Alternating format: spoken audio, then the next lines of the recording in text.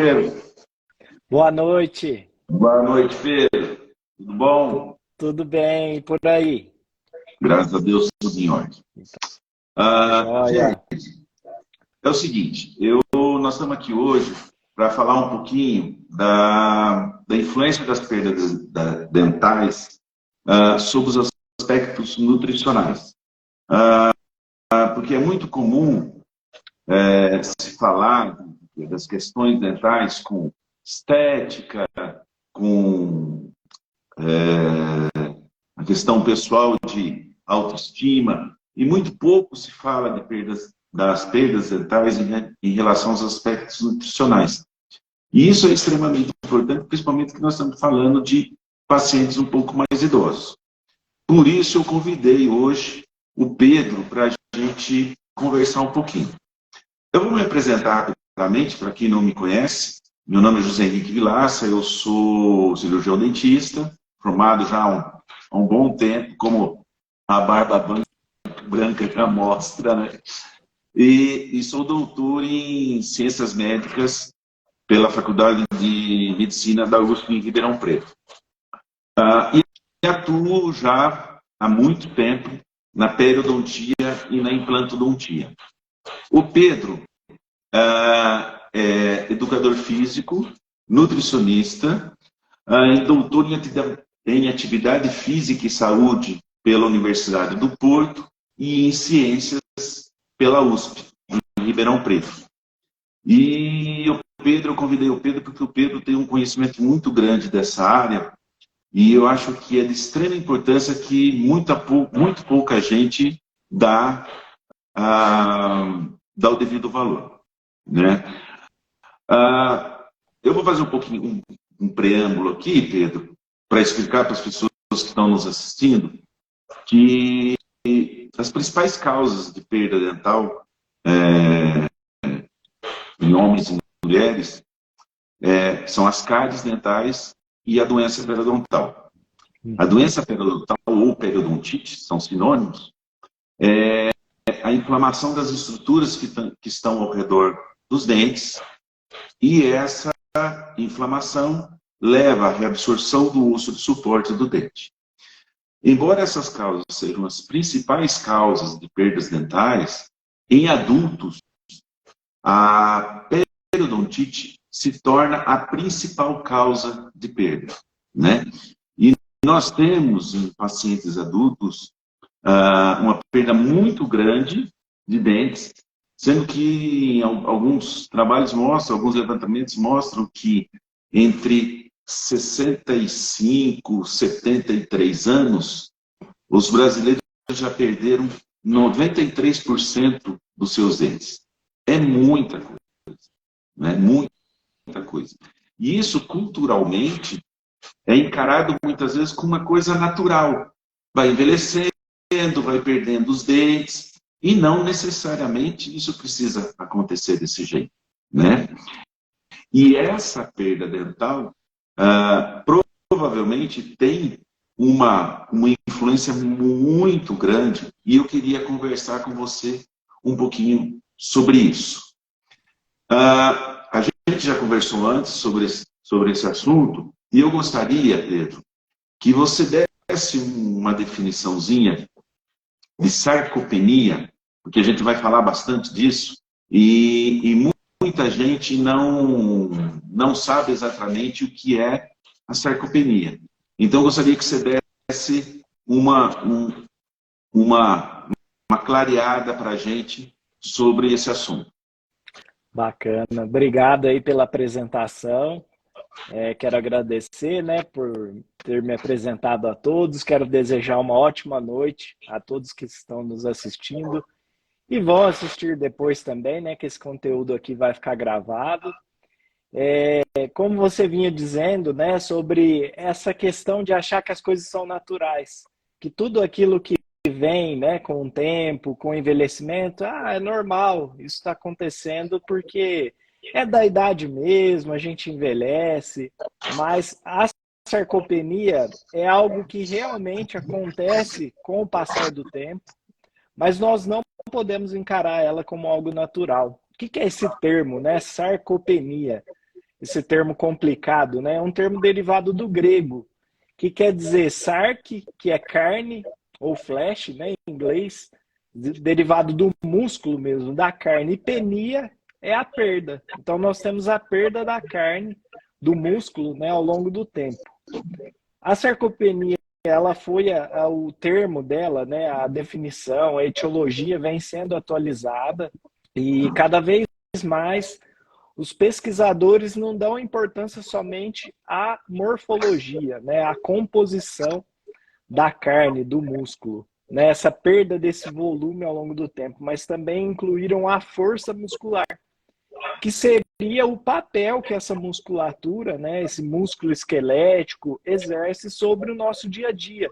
A nossa funcionalidade, né, o nosso andar influenciado pelos músculos, levantar da cama, levantar da cadeira, né, caminhar até o supermercado, carregar as compras, tudo isso depende, né, da nossa musculatura e da função dela, que é a força muscular. Então, sarcopenia significa redução da força muscular e da massa muscular proveniente do envelhecimento. Mas quando que é a sarcopenia, né? Porque a gente perde mesmo força e massa muscular ao longo do tempo. Mas quando essas perdas alcançam níveis problemáticos, né, de perdas, nós definimos como sarcopenia.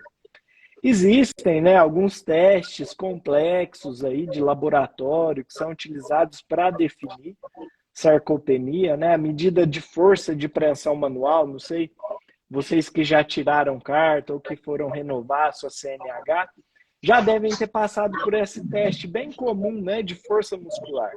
Apesar dele ser comum, ele é utilizado na academia para definir baixo nível de força muscular. E a massa muscular, como que se mede? Nós temos vários, né, aparatos aí para essa medida, mas a mais utilizada no meio acadêmico é a densitometria óssea. Apesar dela ser padrão ouro para medir os ossos, né, o volume, a densidade óssea, ela também mede no corpo todo a nossa massa muscular. Mas, Pedro, isso é tudo coisa de laboratório, nunca vou ver isso, nunca vou vivenciar essas coisas. Como eu sei se eu tenho sarcopenia ou não?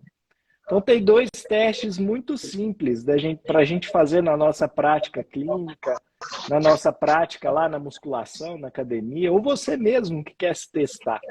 Então, nós podemos medir o seu perímetro da panturrilha, de pé mesmo, o maior volume que você encontrar ali em torno da sua panturrilha.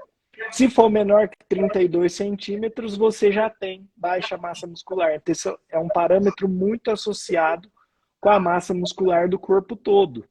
Outro teste, né, para identificar essa baixa força muscular é você cronometrar, você sentar e levantar de uma cadeira 5 vezes com as mãos aqui sobre o peito. Então você não pode ter a ajuda dos braços. Assim que você levanta da cadeira, fica totalmente estendido de pé e volta a sentar na cadeira, tocar todas as costas, toda a costa no assento. Então essa é uma repetição. Se você demorar mais do que 15 segundos para fazer essas 5 repetições, você tem baixa força muscular também. Então são dois testes aí muito simples para identificar a sarcopenia. Você teve baixo desempenho nos dois, você tem sarcopenia. Você teve baixa força somente, pré-sarcopenia. Você teve somente a massa muscular reduzida, já liga um alerta aí que é necessário uma intervenção para essa questão, né, contra essa sarcopenia. Então é uma definição simples, mas que dá para a gente utilizar aí no nosso dia a dia. Mas eu acho que o mais interessante é quando a gente falar das associações, né, que essas perdas dentais têm com tudo isso. Como que a gente pode ligar, né, esses tópicos, né? O que tem a ver a perda dental, a periodontite com a sarcopenia? Será que a gente tem relação? Então vamos conversando. Porque eu vejo muito aqui no consultório, Pedro, muitos pacientes que, por exemplo, são desdentados totais, que, por exemplo, perderam todos os seus dentes, e vêm para fazer uma reabilitação com implantes, e aí a gente faz toda uma orientação, por exemplo, pós-operatória, que o paciente tem que ter um pouco de restrição em relação à consistência da alimentação, fazer a alimentação um pouco mais pastosa no início, para que tenha um pós-operatório adequado. Tudo. As pessoas já falam, não, doutor, mas isso não tem problema, porque faz muito tempo que eu não como nada duro, né? E aí, o que eu sinto é que, e tem alguns trabalhos que mostram, que a gente tem, no início, quando se inicia as perdas dentais, você já começa um ciclo vicioso entre nutrição e perda dental. Má nutrição e perda dental. Porque você começa a perder dente, você começa a perder capacidade mastigatória, né? Então você começa a ter prejudicada a qualidade da sua nutrição, porque você começa a não aproveitar adequadamente esses alimentos. Você começa a comer alimentos mais moles, alimentos ultraprocessados.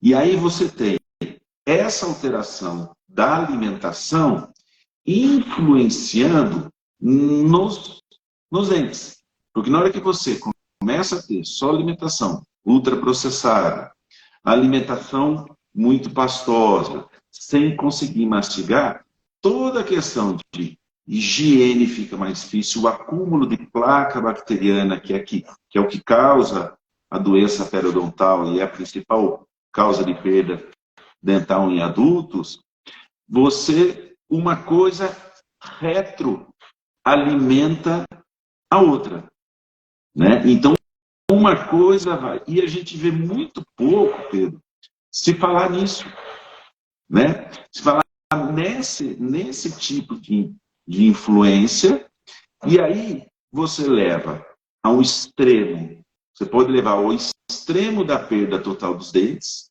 né? E ao outro extremo, que é a questão da sarcopenia, né? Porque toda essa questão essa má alimentação vai provocar, eu acredito que você vai falar mais sobre isso, perda de massa. Porque se você não se alimenta adequadamente, você vai ter, além do diabetes, da hipertensão, né, das doenças coronarianas, né? Então, toda a nutrição dentro da odontologia, embora não seja dado assim, uma ênfase tão grande, ela é de extremamente importância. Então, primeiro, né, nós temos aí como definição a periodontite como uma doença inflamatória. Se nós temos um fundo inflamatório, o nosso sistema imune ele está comprometido, né? Que a inflamação ela é combatida pelo nosso sistema imune. E o que o nosso sistema imune depende para atuar bem? É o que você falou, a nutrição é fundamental. Vitamina A, vitamina D, vitamina E, a vitamina K, todas as vitaminas do complexo B, todas elas participam da efetividade, né, do nosso sistema imunológico e também são antioxidantes, né, atuam contra essa inflamação. Então, se nós pegarmos a vitamina C, a vitamina E principalmente, onde que elas estão? Nos alimentos de fontes naturais, não nos ultraprocessados. E o que nós temos na literatura? O paciente que tem 25 dentes ou menos consome uma quantidade maior de colesterol, uma quantidade maior de alimentos ultraprocessados, justamente porque ele não tem estrutura dentária para mastigar esses alimentos e deglutir de uma forma adequada. Né? Muitas vezes eles já têm um certo grau de disfagia, que é essa dificuldade, né, de ingerir esses alimentos. E aí, onde que a nutrição entra, né, nessa questão? Então, assim, o paciente ele já tem essa questão da mastigação prejudicada. Então, ele vai ter dificuldade de comer quais alimentos? As frutas, os vegetais, que são fontes de fibras, e principalmente os alimentos fontes de proteína, que geralmente são mais tenros, né? São alimentos mais difíceis de mastigar, e de deglutir. Claro que a gente tem algumas exceções e a gente pode trabalhar com elas lá no tratamento, né, desse paciente, na melhora dele, mas eu estou falando na maioria. Como você disse, ele já se restringe, ele já não come determinados alimentos que vão auxiliar nessa questão. E tudo isso vai contribuir para essa retroalimentação negativa, né? Esse ciclo vicioso negativo. Então, o paciente não come frutas, vegetais e fibras adequadamente, o sistema imune dele vai piorar, nós vamos ter um aumento das citocinas pró-inflamatórias, TNF-alfa, interleucina 6. Tudo isso vai piorar ainda mais o quadro dele, né, de periodontite. Ele vai passar a ingerir cada vez menos proteínas. A ingesta dele, né, de gramas por quilo de proteína vai ser cada vez menor. E isso vai agravar também o quadro de sarcopenia. Por quê? Qual que é a causa, né, do quadro de sarcopenia? Uma má nutrição é uma das principais causas, né? Nós não temos uma ingesta adequada de proteína para manter o balanço, né, de aminoácidos positivo no sangue, que traria aí a manutenção ou aumento da massa muscular.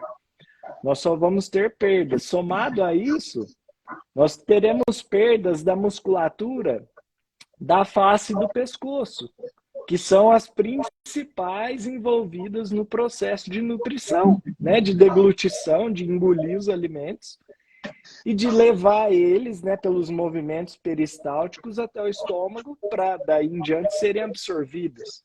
Então, a gente tem uma... na face, além da questão nutricional, você tem da questão da motora, de você usar pouco, ter pouco estímulo nessa musculatura, que vai dificultar cada vez mais a ingestão de alimentos mais duros, que precisam ter uma mastigação mais efetiva, né? Um alimento mais tenro, né? Principalmente as proteínas, as carnes como um todo.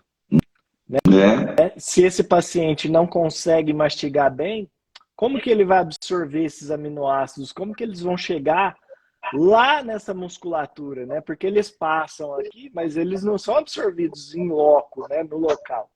Eles dependem de ir lá para o estômago, serem absorvidos, né? Serem digeridos primeiro, depois absorvidos, irem para a corrente sanguínea e voltarem aqui nessa região, né? Para sintetizar o músculo aqui, né? Para ser efetiva essa mastigação. Então, todo esse processo vai estar comprometido.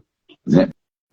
E a relação disso tudo ainda vai além, porque essa alimentação inadequada, além de tudo isso, aumenta o risco, por exemplo, de câncer no intestino.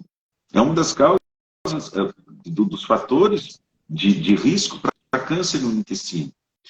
E, Pedro, então, normalmente, vou falar aqui um pouco da questão prática minha, do meu dia a dia. Então, normalmente eu recebo pacientes, são pacientes 50 a mais, às vezes desdentados totais, ou com pouquíssimos dentes, que já estão num processo de atrofia muscular, por não conseguir mastigar corretamente.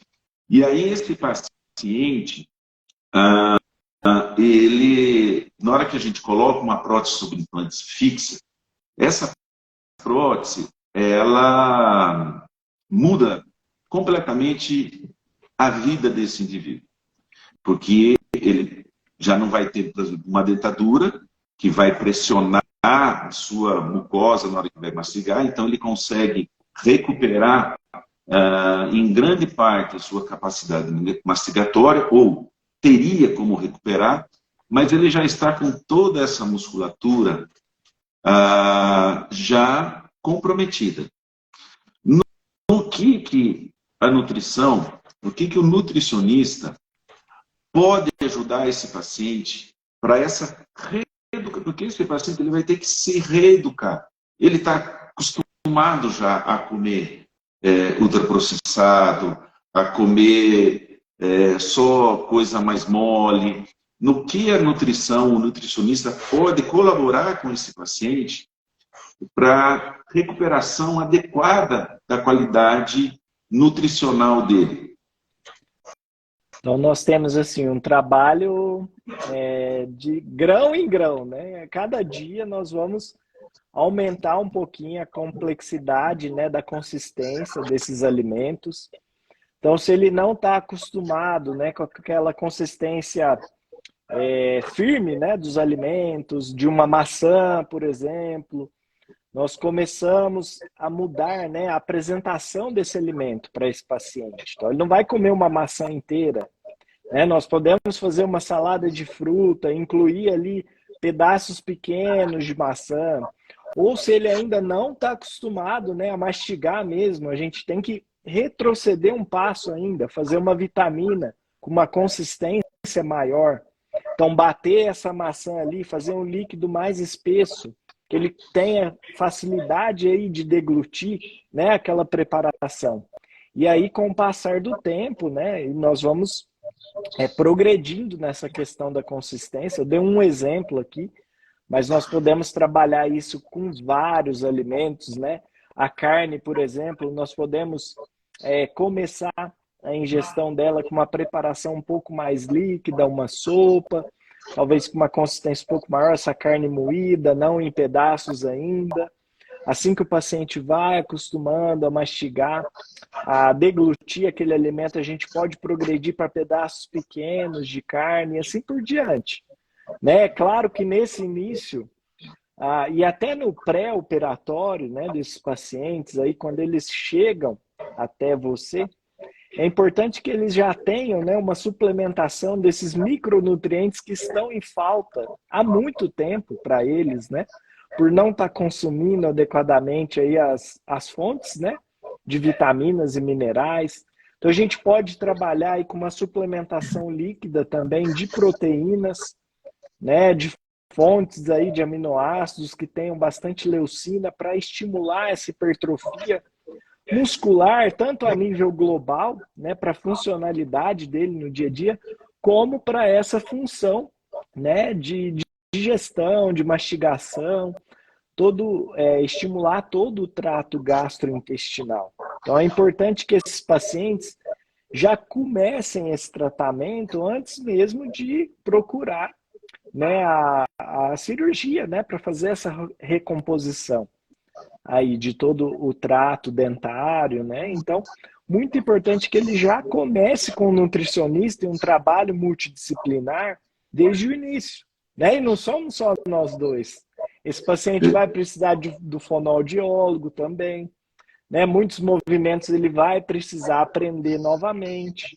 Então, nós temos aí a questão da medicina para saber como que está a densidade óssea desse paciente. Então, às vezes, ele vai precisar entrar com outros medicamentos para auxiliar nessa densidade óssea, ainda mais considerando essa idade, né, dos 50 a mais, que, por exemplo, se forem mulheres, já estarão no climatério, na menopausa, o que agrava ainda mais, né, alguns desses desfechos aí, né, de má nutrição, de desnutrição, de osteopenia, osteoporose. Então, esse acompanhamento, né, de todos nós profissionais da saúde é fundamental, né, para esse paciente, não só a questão da nutrição. Legal. E normalmente a gente não vê essa atenção, né, com esse paciente, né?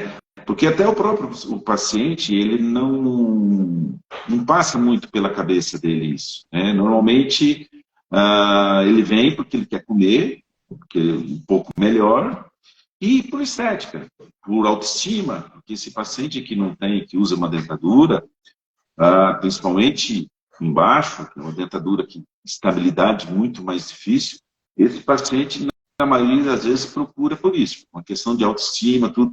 E a questão nutricional é muito interessante. Isso aí a gente pode, essa atenção específica, ela pode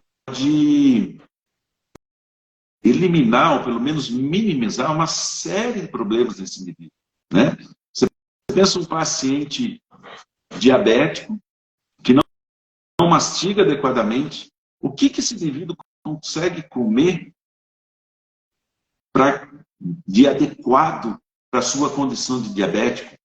É muito difícil, porque vai comer só pastoso, ultraprocessado, que é um veneno para esse indivíduo.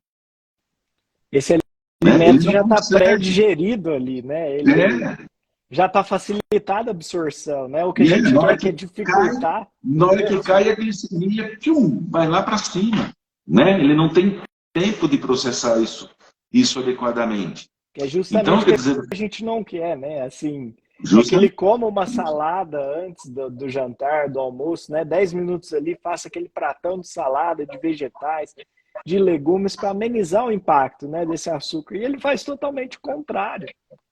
Porque ele não tem como, na realidade, ele faz porque ele não tem nem como fazer diferente, né? Ele não tem. Como que você coloca uma cenoura, um pepino na frente desse indivíduo? Como que ele vai comer? Um alface, uma rúcula, um espinafre, um folhoso mais duro. Porque o vegetal, ele tem que mastigar muito bem, porque senão do mesmo jeito que entra, ele sai. Né?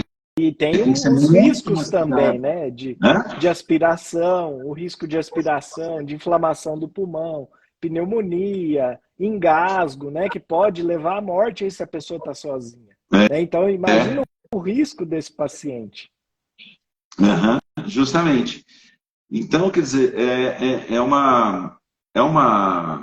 um aspecto que a odontologia não leva muito a sério. Não é que não leva muito a sério, mas não se fala muito, não se dá a ênfase necessária. Porque isso realmente vem lá de trás. Né? Vem é muito cultural, né, do paciente perder seus dentes e achar que aquilo que é normal, que pela idade, aí só come sopinha, só come coisa já muito processada.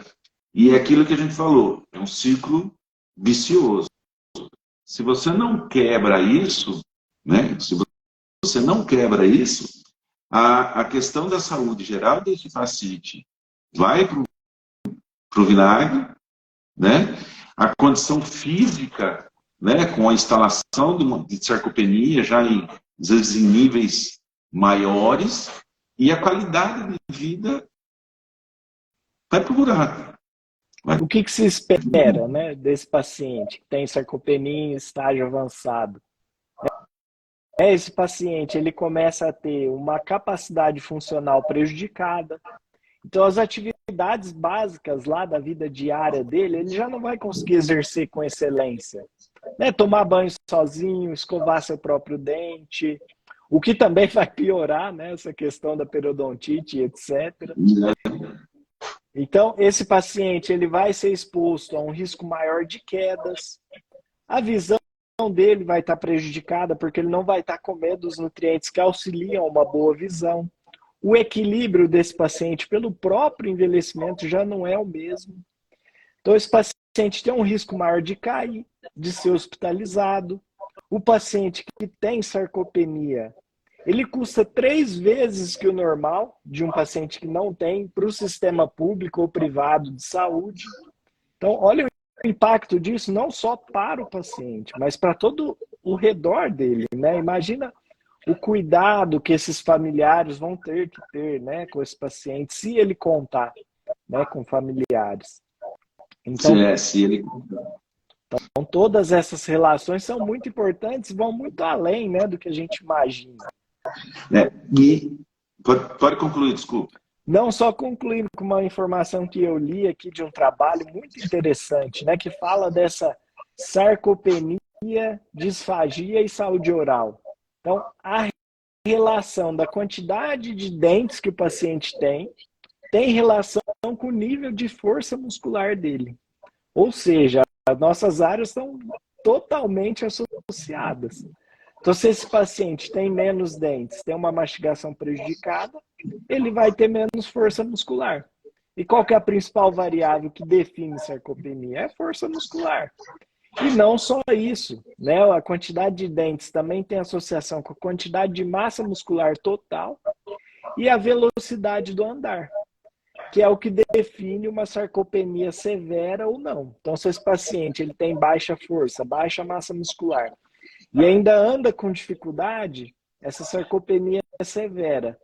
o risco de doenças e de problemas associados quando esse paciente tem sarcopenia severa é muito pior. Está ligado com osteopenia, osteoporose, a hospitalização por mais tempo, né, quando esse paciente é hospitalizado. E se a gente pegar um idoso, ele está pouco se lixando, se ele toma medicamento ou não. O que importa para ele é ele fazer as atividades do dia a dia dele. Então, assim, o idoso que tem sarcopenia, mais cedo ou mais tarde, se ele não se cuidar, se ele não se tratar, ele vai ter uma complicação ou outra da sua funcionalidade. E isso é a autopercepção de saúde do idoso que ele mais valoriza, que é não ter problemas na sua funcionalidade. Então, assim, se ele toma medicamento ou não, não importa, mas se uma tarefa do dia a dia dele ele não consegue fazer por questões de prejuízo, né, de sarcopenia, etc., isso vai pesar demais no dia a dia dele. Então tá aí a importância de nós nos preocuparmos mais, né, com esses pacientes que são mais idosos, que já estão na menopausa, né, no caso das mulheres, que tem um problema aí de perda dentária. Então o próprio nutricionista também muitas vezes não dá esse valor, né, de checar se o paciente usa dentadura ou não, qual que dificuldade que ele tem de deglutir determinado alimento ou não. Muitas vezes nenhum nutricionista coloca isso na anamnese, um aspecto importantíssimo, né? Ser considerado também por nós. Sei que na área, né, da odontologia é negligenciada essa questão da nutrição, mas na nutrição também é negligenciado muito desses aspectos, né, que vão influenciar nessa qualidade de vida desse paciente, nessa saúde como um todo. Então tá mais do que na hora de nós fazermos esse crosstalk, né? Conversar aí entre nós para saber o que é melhor para os pacientes, né? Essa abordagem interdisciplinar é fundamental. Né? E a gente fala muito de idoso, mas a gente tem que lembrar que isso daí começa lá atrás. Na hora que o indivíduo começa a perder um dente. Porque é muito comum no consultório, o indivíduo perde um dente da frente, né, um incisivo, um canino, alguma coisa, ele corre desesperado para refazer esse dente, para fazer um implante, tudo, a gente faz, está perfeito, quer dizer, tem que se preocupar mesmo com isso, né? Quer dizer, a autoestima dele, a estética, e também os dentes anteriores também fazem parte da nossa mastigação para rasgar os alimentos, tudo isso. Mas o problema é que muitas vezes ele perde um dente posterior, um molar, e porque não aparece, não incomoda tanto, ele vai deixando. Postergando. Aí ele deixa, ele perde um, aí ele perde outro, vai deixando. E aí o que acontece? Essa mudança de hábito alimentar para uma alimentação mais inadequada, começa aí, porque é aos poucos que ele vai fazendo isso, né? Na hora que ele nem percebe quase, com o tempo, essa mudança da qualidade da alimentação. Isso vai ser percebido lá na frente, só que todos os efeitos começam lá atrás, a partir da perda de um dente, ou até antes, pelos hábitos que esse indivíduo tem, né? Pelos hábitos que ele tem. Perfeito, isso me fez associar aqui com a sarcopenia também. Não é a partir de 60 anos que a gente começa a perder massa muscular. Tem estudo que mostra que a partir dos 27 anos nós começamos a perder massa muscular. É inimaginável por nós, né? Assim que, tem 27 anos, estou começando a perder músculo. Mas é o que você falou, é uma extensão pequena. Né? Aos 27 a gente está no auge da nossa vida, né? Na questão física, na questão talvez mental, não de amadurecimento ainda, né? Mas na questão de volume muscular, de tudo isso. Então a gente não percebe essa perda ali anual, né? Mas ela acontece. E se o indivíduo é sedentário, se ele não come muito bem proteína, se ele não tem uma ingesta adequada ali de ômega 3, da própria vitamina D, aos poucos, né, ano a ano, ele vai perdendo ali essa massa muscular. E por enquanto, isso não faz diferença.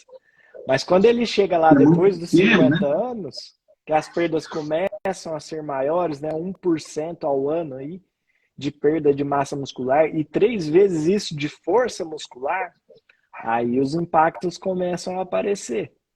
Né? Então, é esse cuidado que tem que ser tomado, né, do hábito. Né? A partir do primeiro sinal, sintoma, já ficar atento. Ou ser ativo sempre. Porque é um problema crônico, né? De evolução lenta, mas se o indivíduo não muda, ela vai sendo cumulativa. Mesma coisa que a doença periodontal. A doença periodontal, ela, a não ser em alguns pacientes que têm algumas predisposições genéticas a ter uma doença periodontal mais grave, na maioria das vezes ela é de evolução silenciosa.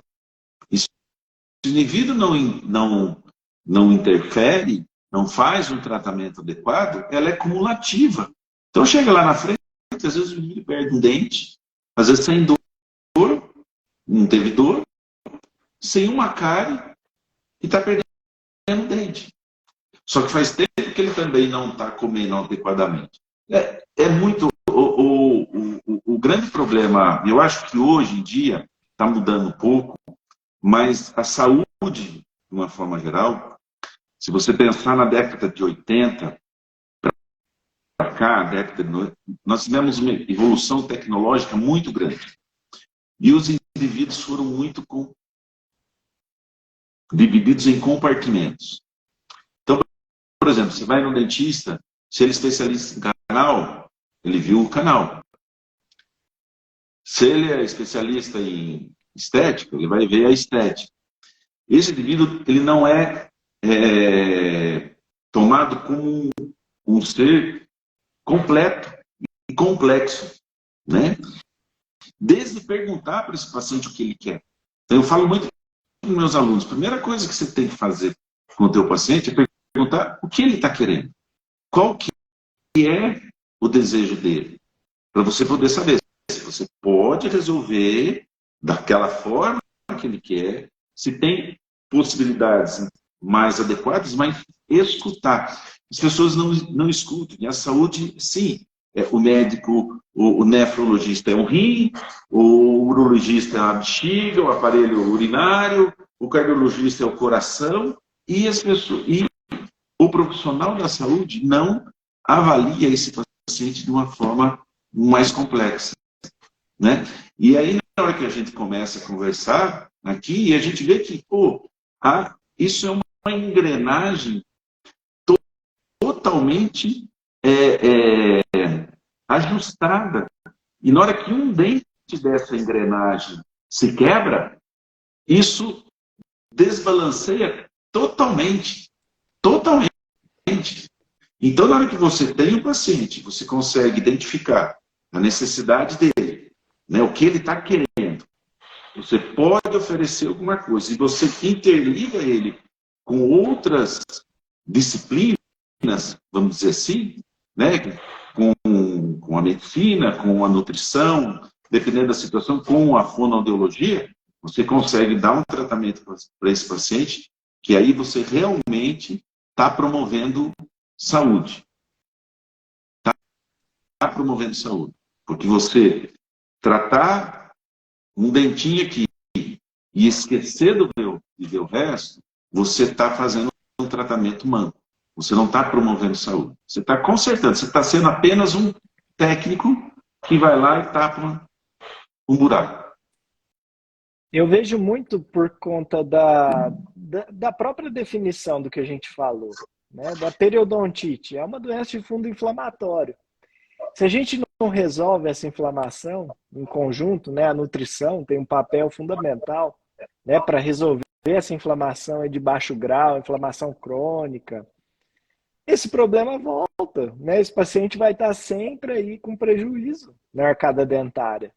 Agora, se ele faz, né, o que ele precisa fazer, repõe esse dente, faz o tratamento ali adequado, começa a se alimentar melhor, come mais frutas, mais vegetais, às vezes suplemento que precisa, né? Um micronutriente aqui, outro ali. Essa inflamação dele diminui, né? Essa inflamação cessa ou muitas vezes fica a um nível excelente, né? Que não vai trazer mais prejuízo. Então aquela engrenagem começa a girar melhor, né? Esse paciente começa a se sentir melhor, tem uma qualidade de vida percebida melhor. Então, tudo isso vai auxiliar para que ele não volte a ter, né, esses problemas que são totalmente ligados um com o outro.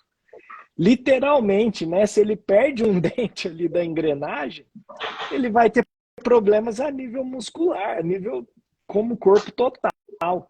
Né? Então, é tudo muito ligado. Eu fiquei impressionado quando eu vi essa associação, número de dentes com o número da força muscular, ou quantidade de músculo como um todo, ou a velocidade que o idoso anda. Olha que coisa louca, né? A boca está totalmente associada com o corpo. Pedro, mas é um negócio fascinante. Na hora que você começa a estudar fisiologia, ver como as coisas são interligadas, cara, é impressionante, fascina a gente, né?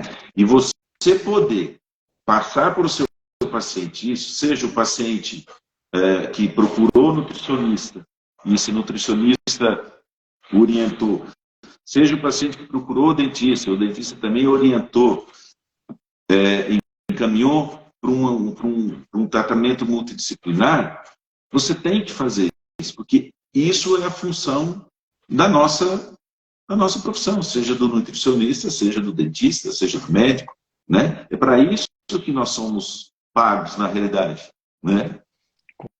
Com certeza. Essa interdisciplinaridade, eu vou, assim, eu acho que é a quarta vez que eu estou falando já essa palavra, mas ela é fundamental. Né? Até na conclusão desse trabalho que eu estava falando para vocês, ela fala isso. É buscar o tratamento ali para a periodontite, é buscar a suplementação com nutricionista, a melhor alimentação, adequação da consistência, buscar o fonoaudiólogo, buscar o médico também. Então, é isso. Né? A gente necessita de tudo isso para promover mesmo a saúde, né, para o paciente. Pedro, o que mais que você quer falar, Pedro? Você acha importante para a gente? Bom, acho importante, assim, saber, deixar aqui o pessoal que está assistindo ciente, né, de onde a gente exerce, né, a nossa profissão. Eu estou com um consultório agora, então, assim, é recente, né, eu comecei a atender recentemente, e acho importante... Estava só na pós-graduação, né? Não estava folgando, estava na pós.